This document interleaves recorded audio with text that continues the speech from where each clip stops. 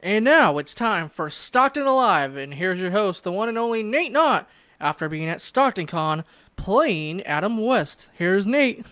yeah, yeah, mild mannered reporter. Actually, that's Batman. You have the Batmobile with you today. Yeah, actually, my Batmobiles, my two brown shoes. Actually, once again, I've loaned out my ubiquitous 1999 Plymouth white minivan with dents on both sides, missing a couple wheel covers, out to my youngest son. My minivan seems to be loaned out to my family about 3 to 4 months a year, every year, and so when that happens, I'm all foot power and RTD power. So I walked over here. Now from my house, it's only about a 16-minute walk to here, fortunately, and I often walk here because I want the exercise anyway. So anyway, that's how I got here today. And the good thing is, I didn't. Well, I didn't. Yeah, I didn't give off any greenhouse gas emissions. I didn't have to stop at the gas pump or anything today. I just walked right on over. I did have to fill myself up with a little bit of junk food to get over here. Waiting for me is a really healthy meal, however, fresh fruit and some slowly cooked meat in the crock pot or something like that. So I'm anxious to get home to dinner. For those of you watching today or listening to us or viewing us, however you are doing it, we always usually try to remember to tell the date of the show at the beginning so you know if you're seeing it live or not. Well, the live version of this show is Monday, August 5th, 2019. So that's what it is right now today. If you're seeing it on another day, then you're getting the miracle of rebroadcast transmission, which is great also. But anyway, so this show is live on Monday, August 5th. I mention that because in every show we talk about certain events and things going on that have dates and things, and we don't want people to get fooled by the events and the dates based upon when they happen to see the show. Of course, the show's archived also, so it can come up on your screen. How many ways are there to get the Voice of Stockton? Facebook, YouTube, and sometimes Twitter. Okay. Yeah. And of course, we're lucky that Betty always hands over her vast listening audience to us before every show. And because of that, I want to make sure I mention the huge event that's coming up this next Sunday. And this is one reason why I always mention the date, because today is Monday, August 5th. The event we're going to talk about is on August 11th. Sunday, August 11th is I'm going to give you the acronym first and tell you what it means. We're going to have the 5th annual CCPR 5. That is the Chicano Community Program Radio Reunion and Car Show, sometimes known as La Reunion. And so anyway, that's a big deal. They have lots of exciting activities, events, food, music, cars, lots of people wandering around, enjoying themselves and making friendships and meeting up with friends and family reunions. And of course, this is a major event that the Voice of Stockton has been involved with, I believe, all 5 years. And Weber Point, the location will be this Sunday at Weber Point, out there on Center Street at Minor Avenue is where Weber Point is, the Weber Point Events Center. That's a block away from, of course, the downtown Cineplex. And there's usually a fair amount of parking available, even on a Sunday, and even with all the people going to the movie theaters. There's usually a fair amount of parking available for these events. I can't remember if the Ports are playing this Sunday or not. But usually it's still not a problem getting over there. And so there'll be lots of good Mexican food. There'll be beer and wine. There'll be prizes and fun. And this is going to be a big deal. If you do want to get some more information before you venture on out there, there's a phone number you can call for information. And that's area code 209-470-9585. So it's a local phone number. You don't even have to dial toll free or any of the weird things. You can just dial this local number of 470-9585. And then also you can also go online to look up information on this. And that would be ccpr at tvosj.org. Now, of course, that's the acronym of the event. The Chicano Community Program Reunion at thevoiceofsanjoaquin.org. So that's going to be a lot of fun. Now, We were just discussing this here in the studios beforehand. There's as now happens in Stockton quite a bit, which is why we call the show Stockton Alive, because Stockton is alive and there's way more going on here than people ever seem to give us credit for or seem to realize. There's another event that I'm already committed to that day, which is at the Bob Hope Theater, and it's the once a month Bob Hope Classic movie that they have, as in cinema movie, that they have at the Bob Hope Theater, which was both a movie house and a vaudeville house. There was once a lot of live activities that went on there. Of course, now its premier events are live activities. It's more live than it is a theater now. Anyway, coming up this Sunday also, with the doors opening at 1 o'clock, with a barbershop quartet, and then at 1:30 with the famous Mighty Morton pipe organ playing inside the theater. And the movie event starting at about 2 o'clock will be a classic movie from 1968 called Bullitt with Steve McQueen. There's actually a lot of great actors in this movie. There's also Robert Vaughn, there's Simon Oakland, there's Jacqueline Bisset, and more people than I can even think the name right at the moment. One of the greatest chase scenes of all time. That's right. And when I went to Chico State way back generations ago, Go Wildcats. when we were still using hand crank calculators, 12 punch calculators with a handle. Huh? And I was typing all my term papers on an Underwood Standard No. 5 typewriter. It was all metal with the keys going back and forth. That literally weighs about 25 pounds. It's the one you see in all the museums now. And if you ever watch a TV show where somebody was typing up a police report or a newspaper story, in anything filmed in the 30s, 40s, 50s, 60s, even in the 70s, that's the typewriter I used at Chico State. But so anyway, a little bit of fun going back. But the reason I mentioned Chico State is I was a broadcast student there. I'm have a degree in broadcast journalism, worked in TV news for about 3 years. And of course, as we've said many times on the show, I was once the radio voice of Chico State Sports on KCHO Chico. But anyway, I mention this because in my sophomore year at Chico State, I had a photography class, and I got to meet the guy who was the film director or consultant of that scene, the guy who designed the whole scene. Yeah. Now, I'm sure this will come as no surprise to anybody because chase scenes are never quite 100% real, but they did actually put little. Now you would know them as speed bumps, by the way. But to make sure those cars jump the way you see in that movie, where they jump off the hill and then crash down as they're going up and down the hills, they actually did paint little extra bumper, I think 3 or 4-inch bumper asphalt, 4 to 6 inch asphalt bumpers to make sure the cars would jump a little bit. Isn't that scene like 30 minutes or something like that? No, it's actually about 10. Okay, but it's so exciting and interesting. It seems about 30. No, I'm thinking the wrong movie. There's a movie I think with. Well, Blues Brothers had a big. No, yeah, but I think it was Charlton Heston. There was like a car scene, like 30 minutes. They didn't talk or dialogue. I forget. That's possible. Now you also had the movie Ben-Hur that had a chariot race. Okay. And maybe you could possibly even be thinking of that. Ben-Hur. Not Charlton Heston. because he was in the Ben-Hur chariot race. Who's the other actor? Man. He's a unique name. I'll think about it. But yeah. Who is that? So three things about that. First of all, they did put little bumpers, asphalt bumpers in the streets to make the cars jump. Number two, and this happens in virtually every chase scene in every movie I've ever seen. I used to live in San Francisco.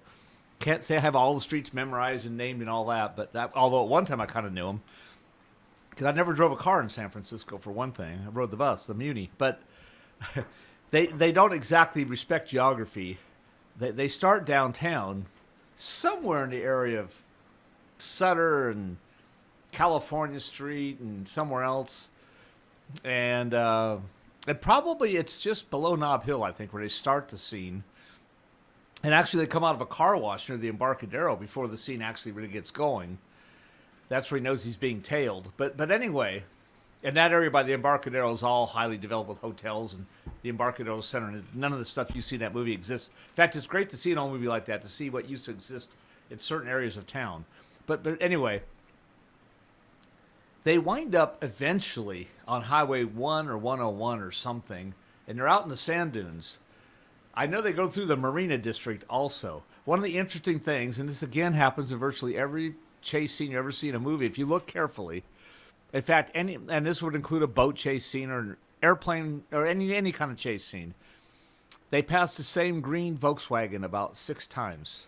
So in other words, they've got, as you're so involved with the scene, you're not going to notice that. But as they're running around chasing each other and driving through stop signs and zigzagging around cars, there is this one particular Volkswagen that shows up in almost every scene. And of course, they would never, in a real chase scene, you wouldn't pass a car you normally wouldn't pass a car a second or third time unless you were doing a figure 8, which is exactly what they were doing at that point in the scene, is they were actually going around circles in like a 6-block area of downtown San Francisco. But they do, again, go through the Marina District eventually. And eventually they wind up, and I cannot quite remember where this scene ends, but on a more of a freeway highway section that I believe is south of Daly City or somewhere around Daly City, he finally, Steve McQueen with his black Cobra fastback Mustang, defeats the bad guys from the mob who are driving the black 68 Dodge Charger, and he bumps and pushes them into a gas station, and then they all blow up. Those people all blow up. But anyway, but I actually got to talk to the guy who actually designed that whole chase scene and how the photography would work. The same guy took the most famous photo ever taken of a San Francisco cable car. There is a particular photograph, and it's on Hyde Street, which is the real steep street that goes down to the Hyde Street Pier, which is where the Golden Gate something or other, I can't remember the exact name of it now, but there's a museum for ships down there. And it's the old Hyde Street Pier that used to have cars feeding ferry boats. There's a famous scene where you see a cable car just cresting the top of the hill just before it's going to come downhill, and the sun is glistening off the cable car bell on top of the cable car. The guy said he had 2 days out of the entire year, out of a 365-day year, he had 2 days where he could get that scene. And on each of those days, the photograph had to be taken at about 1:17 p.m. in the afternoon or something like that. And I think one day they had fog and it didn't come out, so they held their breath, and the next day the sun was shining gloriously, and they got the photograph. So having said all that, which has nothing to do with Stockton, well, but see, you're going to see all this, though. All the stuff I just described, you'll see if you go to the Bob Hope Theater. Or if you go to the great event with the auto show, the La Reunion, you see all these incredible cars you'll see there. You probably will see a Dodge Charger or a Mustang at that auto show at the Weber Point Event Center on Sunday. Plus, you're going to have Mexican food and all kinds of songs and dances, music and prizes and fun. So you just can't go wrong. And these events are both downtown, by the way. And as I said, I can't remember if the Ports are playing at home this Sunday or not. But so there's a lot going on. I know there's other events going on that I'm not even thinking of or that I could remember. But anyway, so lots of good stuff going on. Now, one of the main topics I did want to talk about is that, and this has gotten a fair amount of buzz throughout the community because I've heard a little bit about it. It's something that I personally have been working on since 2013. And now and the last couple years, we really worked hard to get this. Not me specifically, but RTD. For those that don't remember, I'm Director of Planning for the San Joaquin Regional Transit District. In fact, of course, I'm wearing my 50th anniversary RTD Downtown Stockton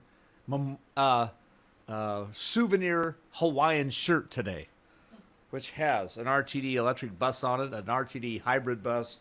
It has the Downtown Transit Center. It has the Stockton Cineplex, the Burns Tower from University of Pacific, and a few other great things were on this shirt. If you had some shorts and some sandals on, look like you'd be going to Maui. Yeah, I'm just in blue jeans and walking shoes today, but you're right. I could, and of course, one of the famous things about radio and television, unless you do like the trend is today where you stand next to an open table, in the days when I used to sit at an anchor desk, there were people who cheated and didn't always wear a full suit. Some do that still. Yeah, that's true. They wear shorts. Right.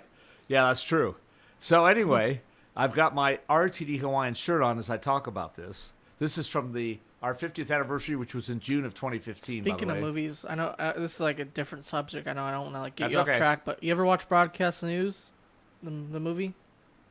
I did, but it's been a long time. Okay. I don't remember too much about it. I was just thinking about it because it's one of the most underrated, I think, movies. I of all agree time. with you. I thought it was a great movie. And having worked in television news for 3 years, I recall it seemingly being somewhat realistic.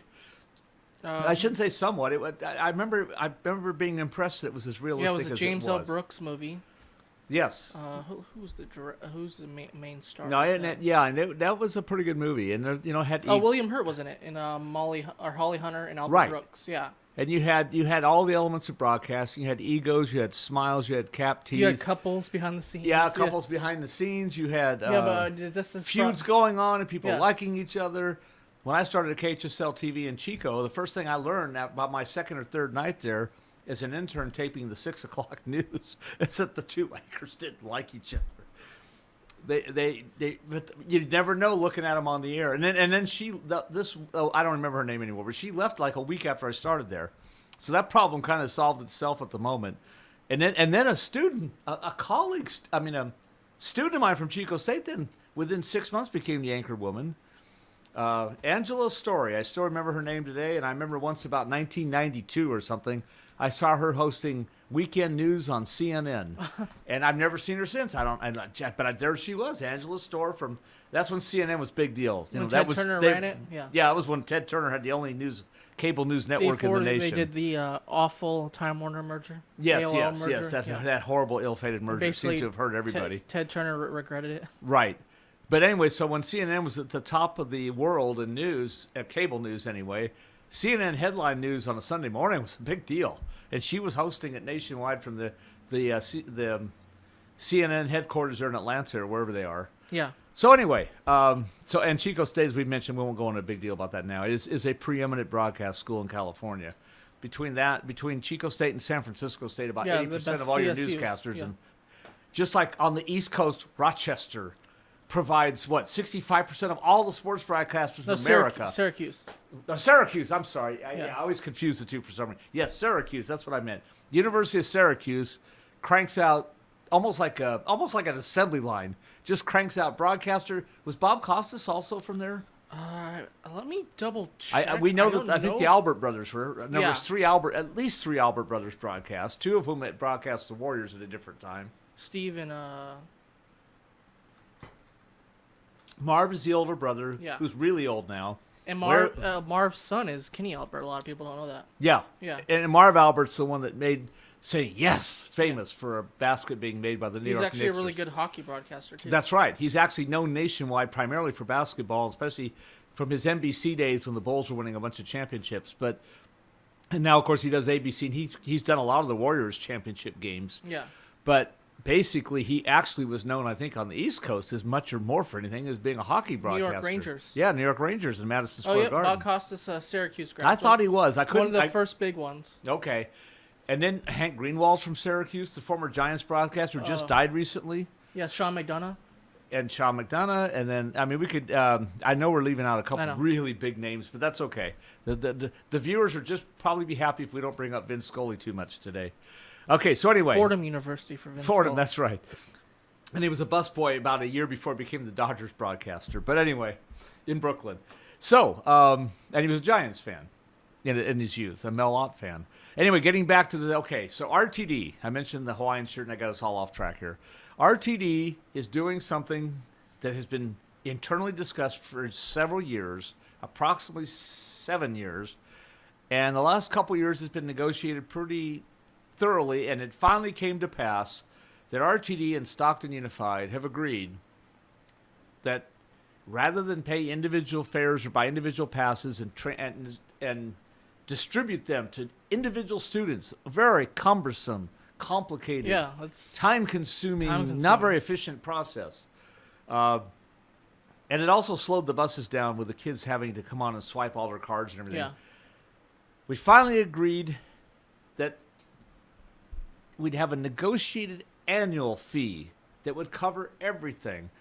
So instead of SUSD buying so many tens of thousands of passes throughout the school year, they simply pay us an agreed upon advance transit fee. I like to call it Community Transit Funding, or CTF. That's not its official name, but in a lot of internal documents, we're calling it advance fare payment. RTD, unknowns to a lot of people, Stockton Unified, way back on August 7th, 2007, stopped providing yellow school bus service for high school kids for a whole variety of reasons I'm not going to go into. But they came to RTD and said, well, if we didn't run yellow buses for high school kids, could RTD's transit system handle the amount of students who ride yellow school buses or more on a weekday? We said, sure, of course we can. So we took a bunch of data from SUSD and literally put pins and dots on a map. This is before digital technology is quite where it is today. Now we've probably done this all on a computer, but we put pins on a map and we nailed down roughly how many students boarded all these different SUSD stops around town, which is actually quite a few less stops than what RTD has.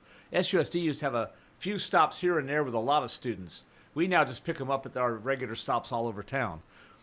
But the bottom line is, if you had previously qualified for a yellow school bus ride as a student enrolled at SUSD, they would buy a discount monthly student pass from RTD and distribute it to that student for free. And that's what we've been doing since August 7th of 2007. Also, SUSD was allowed to sell the student monthly discount pass at their campus sites and sell it for many years, sold it at a special discount. And we later did something similar with Delta College, and that technically is still there. But what we're doing now is actually quite a bit different, because here's the deal. We just simply decided, well, this is about what it costs us to run the operation. This is about how much capacity we have. This is what you've been paying, and I'm not going to reveal the exact numbers, but this is what you've been paying to buy individual passes on a monthly basis and go through all the hassles of trying to distribute the passes. And by the way, there was gaps in months like December or June when you didn't have a lot of school days where they were reluctant to buy passes, and sometimes students and parents would have to pick up a month out of their own pocket.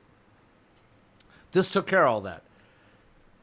For roughly 30% more in annual revenues than what we've been getting by the sale of thousands of individual passes, for this one transit fee, all Stockton Unified students ages 7th grade, 8th grade, and all high school students can now ride RTD absolutely for no fare all year round, Monday through Friday and Saturday, Sunday, on all of our routes except for the commuter routes to Sacramento and the Bay Area and BART, and the Van Gogh. Van Gogh is set to pay for separately. We've talked about Van Gogh before, and we're going to have a big RTD show here pretty soon. I want to throw this out, though, because people have mentioned this, though, online. I've seen people have It's been a lot of buzz. A lot of buzz, but people have also said, what about Lincoln School District, and what about Lodi Unified, which serves McNair and Bear Creek, and Lincoln has its own. Oh, I'm so glad you asked me school, that. yeah. Because I knew we had to clarify that. Yeah. So there's a couple clarifications here. We are talking about Stockton Unified students. But there's a further clarification of Stockton Unified, and this is actually a good clarification because it means more people are included. There are some charter schools that are actually sponsored or approved by Stockton Unified. There are also some, I don't quite know how many, not very many. I don't know quite how this works, but there's also some students who are enrolled by SUSD into a charter school that is not necessarily SUSD. If you are enrolled with Stockton Unified, you are qualified to ride the bus without paying a fare. By the way, this isn't free. We're being paid by SUSD to cover this. But for the students, though, they don't have to pay a fare. This means now, and this used to be a real problem, the regular monthly pass, the discount monthly pass for student has been, for several years, has been $40 for 31 days worth of travel. Most families could afford to pay for one kid, but if they had like 3 kids going to school, $120 a month is a lot. Yeah, it is. This takes that all out of it now. There's nowhere, the parents don't have to pay anything. The school district is now paying for the whole shebang from 7th grade on up, attending Stockton Unified Public Schools. This includes elementary school. Now, I have to qualify that, and it's one of the big. And then I got to get back to what you asked about with Lodi Unified and some of the other schools. I hadn't forgotten that. Okay. We historically were providing service and transportation primarily to get students to high school campuses, most especially the 4 comprehensive schools: Chavez, Edison, Franklin, and Stagg. Now we have had quite a bit of service out to Weber. I forget exactly the name. This Institute of Technology, Weber something or other. It is a high school, but Yeah, it's Weber Institute. Weber Institute, yes. And then there's another one out there called the Merlot Institute, which is out on 6th Street, 3 blocks from Airport Way. That one's environmental and science studies, if I remember right. And there's like health career academies. Yes, health career academies over here at University Park. We have people riding There's our bus to there. Ben Holton and right. Yeah. So, but what's different now is all Stockton Unified schools. This is true with Manteca also, and I think it's true with Lodi. They're all K through 8. Oh yeah, and sorry for getting Western So that Ranch, just means Manteca Unified. that if you're talking about 7th and 8th graders, there are some that go to high school. They go to the Franklin IB program, and they go to charter schools, and they go to specials. There's also Stockton Collegiate Academy too. Yeah. So anyway, having said all this, we don't have, in every single instance, do we have a schedule that can get you to every elementary school at the perfect time for the bell schedule, going in or coming out. And over time, if the demand is there, we'll adjust our schedules. But our schedules and routes were designed primarily to get large numbers of people across town to the 4 comprehensive high schools and to the specialized high schools. We haven't designed service up to this point specifically for charter schools or any other schools. Okay, so to repeat what I just said, and then we'll go to Lodi Unified and Lincoln High and Lincoln Unified. Mm-hmm. This program that RTD is doing now, and by the way, this was only approved a couple weeks before school started, so it really hit really suddenly very quickly. Yeah. But like a week before the school started. Yeah. Because school started last Thursday. That's right, and it was announced about a week before.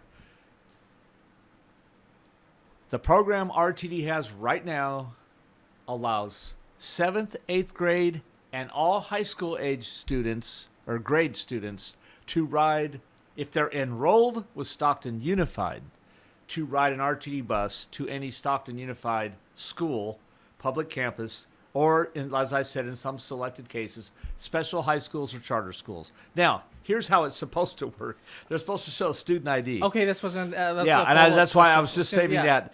How do they... They don't have them yet for everybody. Okay.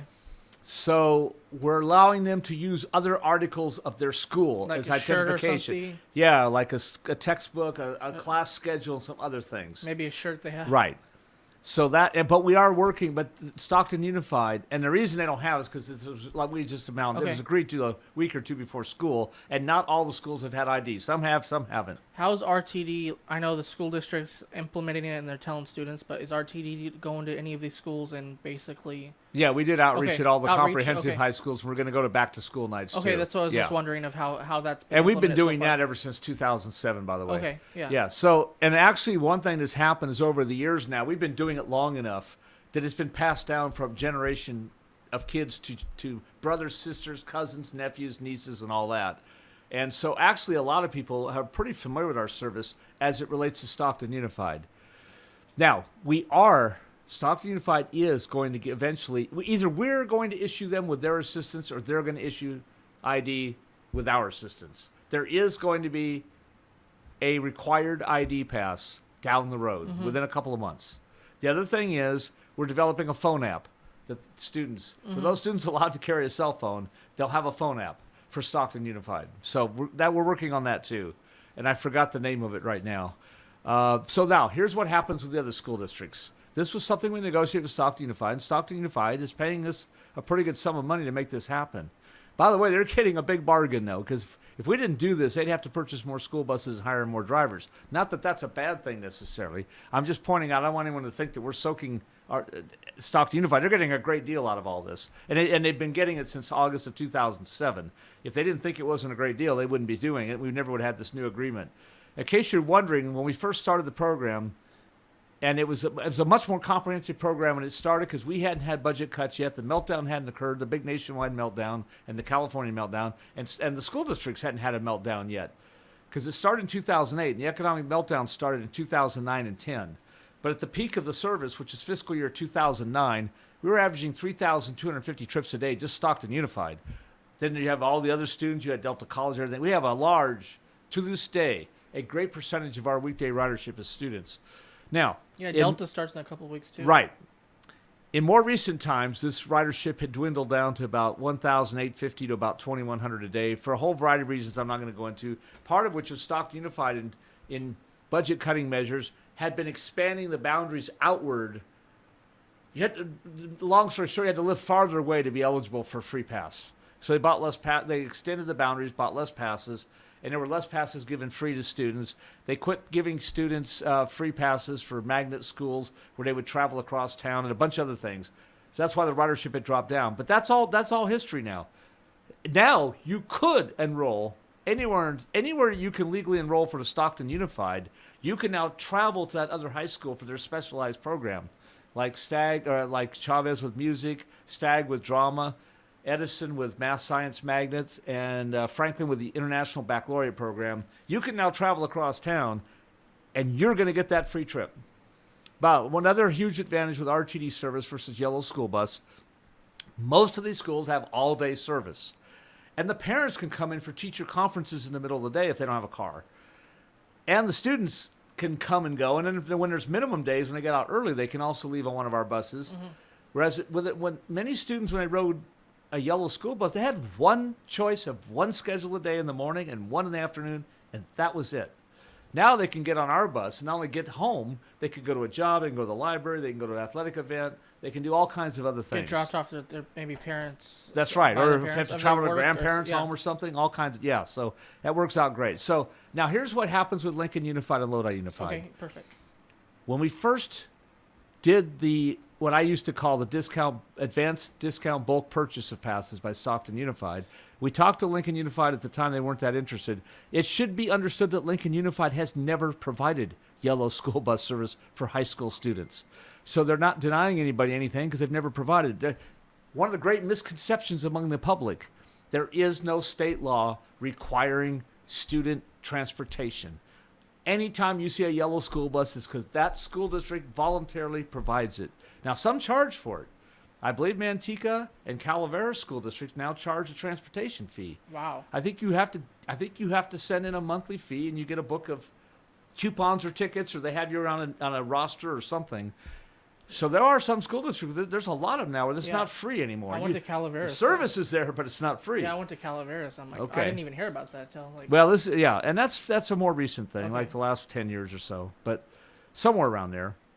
They all tried it, and then every time they'd hit big resistance, they'd back away. But then the budget realities finally got to it. So, long story short, Lincoln Unified wasn't originally interested. We're going to go ahead now that we've got it established with Stockton Unified. And let's not forget about Manteca Unified, which is Western Ranch. Yeah, Manteca Unified doesn't have it either at this point, and Lodi Unified doesn't have it. However, I did just learn today, and I don't know if I think this is new. Apparently, the city of Lodi has now struck an agreement with Lodi Grapeline to provide some or all high school students in Lodi a free trip. Okay.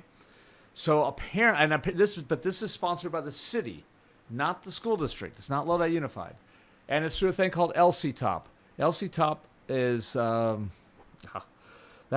that's LCTOP, by the way. It's an acronym, and now I went completely blank. It's cap and trade money. LC-TOP is a fancy acronym with a long name that's the cap and trade money from greenhouse gas emissions fees, if I remember right. Local carbon tax opportunity program, I think is what it's called. Local carbon tax opportunity program. I'm amazed I remembered that. The Alzheimer's hasn't gotten me yet. Okay, so now moving to some other financial. So going real quick though, if Lodi Unified or Lincoln Unified or Manteca Unified wants to have we'll be happy to sit down and talk to them.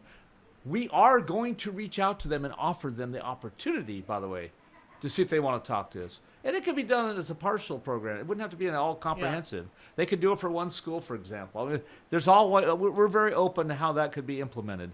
This is a pilot project, by the way. We have the Stockton Unified program is funded for 2 years. If I remember the deal, we've agreed that we plan to run it for 3 years at least, minimum, and we have funding for 2 years. How long did this? I don't want to get into specifics, but like, how long was this negotiated with Stockton Unified, basically? Who came up with serious negotiations? 2 years. Who came up with the concept? Hey, let's just get rid of these bus passes and try to save. Kind of me. Oh. I don't want to say too much about Nate, that. Brush that shoulder off. But it was about 2013 that I first broached the idea. Okay. Because we were having so many troubles with That's breaking news, Nate. Knodt. Yeah, sort of. I don't want to take too much credit. Okay. The whole district. Whole team. Yeah. Okay, so that's a great concept of like how. And we can do that with employers too. Yeah. We could go to Walmart and say, negotiate a transit fee And all your employees can ride for, without a charge. I don't want to say free. It's not free. It's prepaid fares. A negotiated prepay advance fare fee. Because I know at Delta College... But it's trips without paying a fare box. I know at Delta College they have some little deal with some certain, some programs have a deal with RTD where they get bus passes, like the EOPS program. Right. But now, there are university passes, which are the same thing we just described as Stockton Unified. Yeah. There are universities where they just roll it into the registration fee, and the kids ride the transit for free. Okay. With ID. That's basically what it is. Real simple. So, having said that, I have another matter to talk about in financials. We had some rather, I don't know if it was shocking exactly, but it was very sudden. I don't know how many people in the regular everyday public knew this was coming, but Stockton fired their city manager a week ago, Kurt Wilson. It was kind of a, breaking news. Yeah, it's kind of a breaking news thing. I think that everyone knew there was a little bit of tension between him and the council, but I don't think we knew that it was like on the verge of being fired. And he was fired like suddenly. It's like they met. I'm sure he and the I'm sure he and the city council knew that meeting was coming probably for a couple of months, but the public didn't know that I'm aware of. I mean, I have reasonably good connections to Stockton, city of Stockton, and I kind of sort of know things are going on. I had no clue about that one. So here's the deal. This is as we understand it. This has all been said in the Stockton records. I'm not revealing any secrets or any inside information, but we'll just review it for those who hadn't heard this or don't get the paper anymore. Kurt Wilson was hired as our deputy city manager 7 years ago under a guy named Bob Deese. Mm-hmm. Bob Deese was the guy who had the unfortunate role of coming in and completely straightening out our morass and quagmire of awful, horrific, debt-filled financing that we had going on 7-8 years ago, which led to us declaring bankruptcy. Bob Deese is the one that developed our bankruptcy program, which then had to be approved by the court receivers. The court system had appointed receivers for the city of Stockton, as you do with a corporate bankruptcy, and they had to approve all that, and they did. And then Stockton was sued by quite a few people, including Wells Fargo and other people, for example. Well, Bob Deese got that all going, got the framework established, and to his credit, Kurt Wilson made it all work for quite a few years.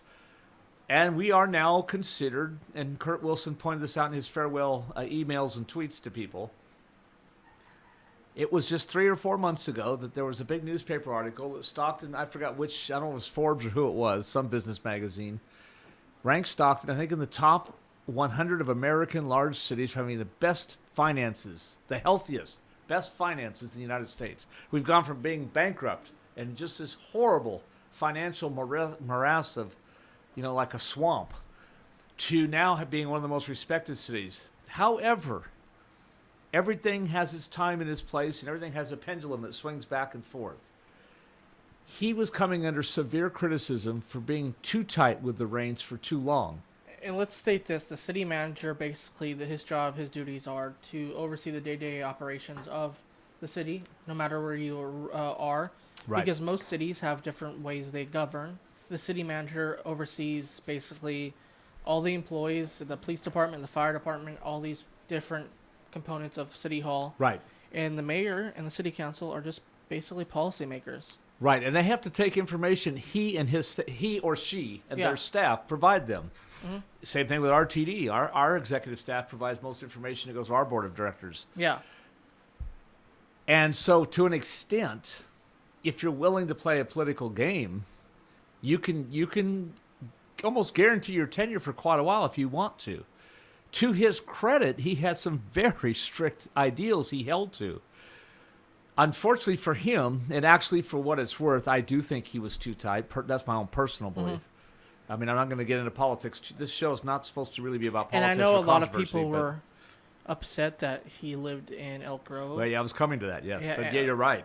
And people are like, if you're the city manager, you should live where you get your paycheck from, basically. Michael Fitzgerald, the former Stockton Record columnist, sent out the longest text message or Facebook message where I've ever seen in my life, explaining everything you're talking about. The other day? I didn't see that. And I finally gave up reading it because I was getting blurred vision trying to read it on my phone. It was basically one of his columns? It was like 3 times as long as one of his Well, columns. yeah, because he had a cap deadline. And obviously he had pent up some frustration for several years. Well, was he the city manager for 6 years? And we're not. Yeah, he was city manager for 5 years. Yeah. He deputy for 2, and then 5. And we're not disparaging. In fact, Kurt his anniversary, and I have a lot of respect for Kurt Wilson. He did a great job. We're just saying it's a tough job. And, and there's criticism. Basically, you're one of the faces of the city, even though you are not a politician. Right. You're one of the faces. Anybody who runs a budget, and runs departments, there's 4 people at the city of Stockton besides the city council and the city the mayor.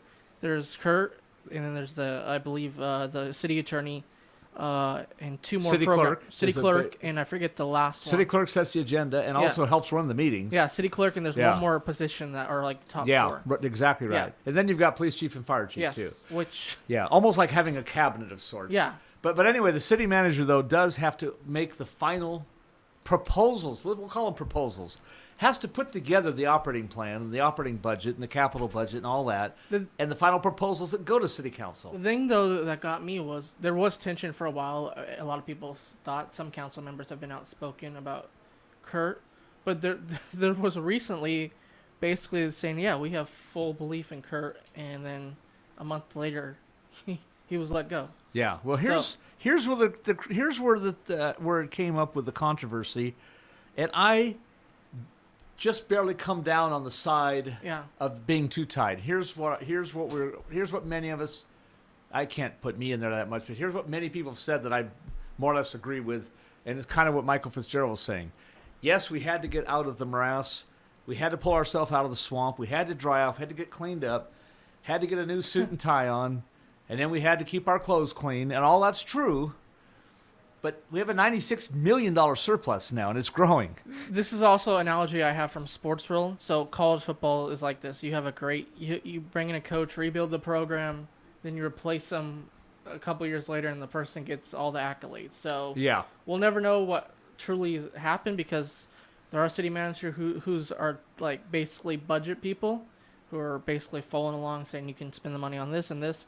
But I also think the city council wants to start spending some of that money. Right. And I think Kurt kind of basically said, I don't want you guys to spend away, or gave them a limit, and they basically made a decision, which is rare because they don't all vote the same way sometimes. Right. And we got a full vote besides Susan Lynch, who I believe was sick. She was absent, but this was a unanimous 6-0 vote. Yeah. And on top of that, I believe... I probably got this. I don't know if I got this from the record or from Michael Fitzgerald's thing, but she is a certified public accountant. Yeah. And she had been questioning how tight the budget was, even though she's a fiscal hawk. Yeah.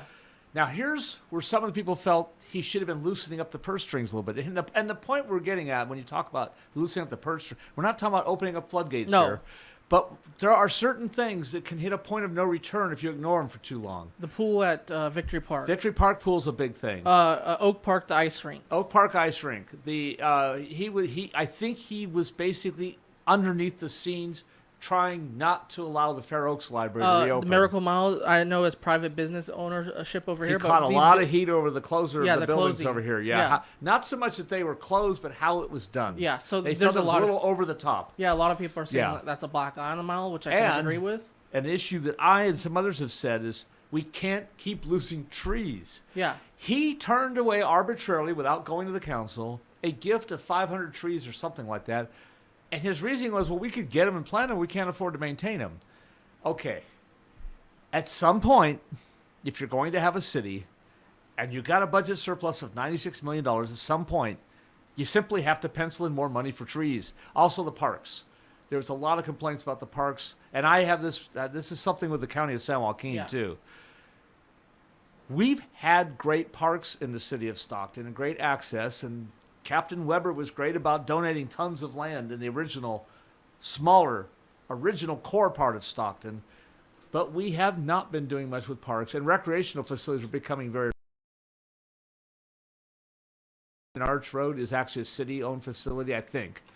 And that one's come under a lot of criticism. People have actually been injured falling into gopher holes and all kinds of stuff. And I don't know, there was pressure over Swinson Park, too. Well, yeah, that was another one. Yeah, that was another one. They feel like Tubbs took all the blame for that, but apparently Kurt Wilson recommended it, shoved that forward to a point. I think what happened was he brought it into the agenda and into a meeting before the city council or even Tubbs was really fully ready for it, and then they bungled it when they got it. Yeah, and that was basically a media nightmare, and we've seen ever since that kind of united that community over there. Right. So those are all the reasons, and sort of that kind of lost made somebody lose their city council seat. So and actually, if you look at the history of city managers' cities, 7 or 8 years 5 to 7 years is about the running trend for those guys. And they move around, right? And they get other jobs, and right? Basically, they're a politician without being a politician. And then the thing about the residency, when he was interviewed and when he was hired, he was quoted as saying, "When my kids graduate from high school, I will move to Stockton." Well, they've come and they've gone. They graduated. He's still living in Elk Grove, and so the combination of all these. And that kind of saying those words about basically what our schools aren't good enough for your children. Yes. He also made, he actually insulted, I don't think he meant to, obviously, but he made a kind of a backdoor comment that essentially said in so many words that he didn't think much of Stockton Unified Schools and it wasn't good enough. And, of course, theoretically could have lived in a Lincoln district, a Lodi district. But whatever the case was, he did make a statement. He preferred to keep his kids in the school system. I think even living in Murata, people would be happy. Like, that, somewhere, like, okay, you don't have to come to one of these the bad parts of town, but you could go live in Murata, Brookside, or somewhere nice, or Lincoln. So I just think being the city manager, you should live in the city of Stockton and basically be out because you basically run the city. Right. And you need to be closer in case anything happens. You know, if you are the key administrator or the managing administrator, I'll use that term, of a city of 310,000 people, and you're making $250,000 a year, I think you should live in that city. And I do agree with that. That's been political talk on Stockton Live. So with a little bit of time we have left, I want to give a quick update on. No, this is great. That was a great conversation. Excellent conversation. And we were just basically stating our opinion. That's our opinion, not the voice of. Yeah, we're not representing the voice of Stockton. Yeah, we're just stating what basically the public kind of has said the last 5 to 6 years. And we're just repeating what a lot of people have said. Yeah. This is what we said is not earth-shattering. I also will point out, and I said it several times, I'll say it again, I thought he did a great job on the balance of everything. And I want to kind of get, I haven't heard anything from the city council. I haven't heard anything from the mayor. They've been just quiet about this for a while. So they haven't even shared their public opinion on what's going on. So that's going to be interesting once, politics, the political season's upon us. Right. So it's going to be interesting what happens and who they hired to replace Kurt next. Right. And right now, the deputy city manager, who's a woman whose name escapes me right now, is the one who, and she's been around and she lives here and has been around for several years, and therefore does know the city, has been appointed as the interim city manager. So one other update, which is great, and has to do with downtown Stockton. We talked, and I've only been on the air. This is the first time in 1 month, and maybe the third time in. Hey, we're on that summer schedule. I think it's our third or fourth time in 2.5 months. So we have something we talked about, gushed all about. We're on that Howard Stern summer break. So I guessed all about this about 3 shows ago, which means it was a couple of months ago. We have 4 buildings being developed downtown for honest to goodness, real world, real life, working class people to live in downtown Stockton. And now one of them does have a mixture of subsidized housing. The other 3 are market rate. And I'm all for affordable housing, don't get me wrong. But you need market rate too. You need people. You need a number of people to live somewhere to have reasonably good incomes, so that disposable or discretionary income that they can spend in their neighborhood. Having said that, we talked about 4 buildings that were all being developed concurrently, simultaneously, for good and even upscale housing in downtown Stockton. And we talked about that. I think I took a tour in February. I think we talked about it in April on the show here. Yeah. Well, and then suddenly things weren't moving too quick, and me and others were starting to panic. And one of the organizing companies is called Bear Paw, and then the other one is 10 Space. So there's two different projects, 4 different buildings. Here's the update. The Bear Paw buildings, which are the ones that are all market rate, and they're fairly upscale, and they're not even all that cheap, by the way, and they have a great demand from what I've been told. The Trethaway building, they have the Trethaway building, the Calmaine building, and the lofts at Hunter Square. Mm-hmm. Okay, lofts at Hunter Square are now open and nearly full, or are full. I don't remember which, and they have a waiting list.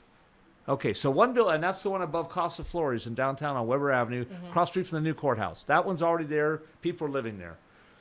The Cal-Maine is a major building that was more recently a county building about 7 or 8 years ago when the county was building their administration building. They were housing people in other downtown buildings that they fixed up for that. And then some of these buildings either became empty or became charter schools or whatever. Cal-Maine, which is at the corner of California and Main Street in the 500 block, that one and the Trethaway building, which is also known as the Argonaut Hotel, which is adjacent to Casa Flores and the Hunter Square Lofts. I found out that what was happening is they were waiting for city permits to clear to finish construction. They got those permits 2 weeks ago. They are now in final construction, so they can finish off the apartments and condominiums, and people can move in. It's been said that they should start being able to populate those buildings by either the end of this month, August, or early September.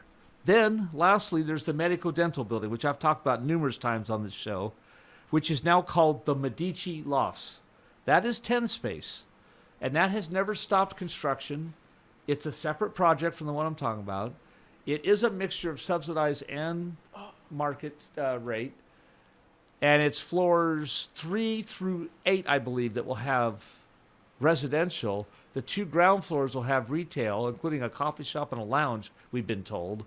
And I think there's a community center room on one of the floors. That one is closing in on final construction. And it looks like that one can be populated sometime in early fall of this year. So we're going to have not 1, not 2, not 3, but 4 buildings with market rate, mostly market rate, and even upscale housing with new urban, I don't know, I forgot what the term is for the urban people. Urban village, there's a term now, and urbanites are, I forgot, anyway, young adult families are going to be moving into buildings in downtown Stockton who have regular jobs, have good income, and when that happens, we're suddenly going to start seeing people walking around the street. We're going to have pedestrians on the streets of downtown Stockton 7 days a week, all throughout the day. Last thing I'll mention real quick is tomorrow night is the National Night Out with a bunch of block parties. Will you be somewhere, or RTD is going to be out there? Well, two. I can say both of them. At Yosemite Village, at Acacia Street in Yosemite, the new Friends of the Yosemite Village will have a big block party, and there will be an RTD Van Gogh bus on display. Go say hi to my friend Jim Boy out there. That's right. I will be doing that. Jim Boy with Yosemite Meat Market on Yosemite. And Becky and I, by limited invitation, will open up Becky's Patio Bar on the side of our house, and we'll very carefully and quietly invite neighbors over to enjoy upscale adult food and beverages with us. And with that, I think we've probably successfully put out another episode of Stockton Alive. Well, Nate, it's time for you. But we've lost our theme song, though. What happened? Yeah, well, it's coming back soon. Just technical difficulties right now. But Nate, we'll get in your Batmobile, and I'll see you again. And we'll try to come back in 2 weeks. We'll try to 2 be weeks, back. okay. We'll try to be back on August the 19th. Yeah. Okay. Perfect. Okay. For Nate Knodt, this has been Stockton Alive. Until next time.